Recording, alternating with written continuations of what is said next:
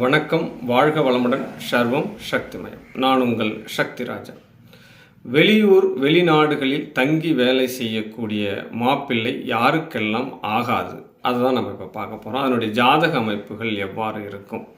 ஒரு பெண்ணுடைய ஜாதகத்தில் 12ஆம் இடம் சொல்லப்படக்கூடிய அந்த பாவகத்தில் பாவ கிரகங்கள் இருந்துடுச்சு அப்படின்னா, அல்லது அமர்ந்த கிரகங்கள் பாவ கிரகத்தினுடைய சாரம் பெற்றிருந்தாலும் அல்லது பாவ கிரகத்தால் பார்க்கப்பட்டாலும் இந்த ஜாதகிக்கு வெளியூர் வெளிநாடு டிரைவர்ஸ், இந்த மிலிட்ரி மேன் இவங்களெலாம் ஜாதகம் பார்த்து திருமணம் செய்து வைக்கக்கூடாது அப்படின்னு ஜோதிட விதி சொல்லுது.